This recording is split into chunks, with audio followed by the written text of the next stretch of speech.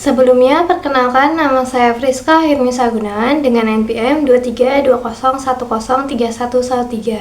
Hari ini saya akan mempresentasikan laporan penilaian bisnis untuk PT Quantum Clovera Investema Tbk atau yang dikenal dengan kode saham KREN.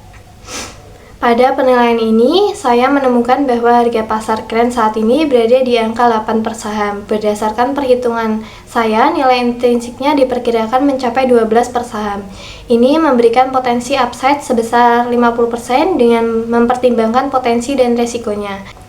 KREN adalah perusahaan yang berfokus pada bisnis teknologi dan digital. Perusahaan ini memiliki sejarah panjang, dimulai pada tahun 1999 sebagai perusahaan sekuritas, namun mulai tahun 2021 mereka secara strategis bertransformasi untuk keluar dari bisnis sekuritas aktif dan fokus pada lini bisnis digital dan teknologi. Pada bidang usaha, bisnis KREN saat ini didominasi oleh sektor teknologi dan digital yang menyumbang 99,5% dari total pendapatan mereka di tahun 2024. Ada dua pilar utama. Yang pertama, M-Cash, sebuah dompet digital dan platform pembayaran. Yang kedua, Volta yang memproduksi kendaraan listrik roda 2 seperti Mandala, Venta, dan Kirus. Selain itu, KREN juga masih memiliki lini bisnis keuangan, tetapi kontribusinya kini sangat kecil setelah mereka mengurangi fokus di sektor ini. Untuk memahami posisi kompetitif KREN, saya menggunakan analisis Porter 5 Forces. Singkatnya, persaingan industri sangat tinggi. Dengan banyak pemain di sektor digital dan EV, daya tawar pembeli juga tinggi karena banyaknya pilihan dan biaya beralih yang rendah. Ancaman mendatang baru dinilai tinggi, namun KREN memiliki keunggulan berupa lisensi dan ekosistem yang sudah terbangun selama 2 dekade. Selanjutnya, analisis keuangan historis KREN dilihat dari rasio-rasio utamanya. Dari sisi profitabilitas, perusahaan masih mencatatkan kerugian bersih dalam 5 tahun terakhir. Ini terlihat dari net profit margin dan ROE yang masih negatif. Dari sisi likuiditas, perusahaan masih dalam kondisi yang cukup sehat dengan current ratio di atas 2 kali, yang berarti aset lancar cukup untuk menutupi liabilitas jangka pendeknya. Dari sisi solvabilitas, debt to equity ratio atau DER terbilang rendah, yaitu di bawah 0,4 kali, yang menunjukkan ketergantungan pada utang masih terkendali. Saya membuat proyeksi keuangan 2025 hingga 2029 dengan beberapa asumsi kunci.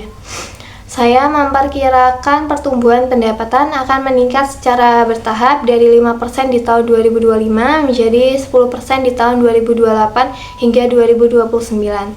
Seiring dengan pertumbuhan bisnis, M-Cash dan Volta, kami juga mengasumsikan margin kotor akan membaik menuju titik impas pada tahun 2027.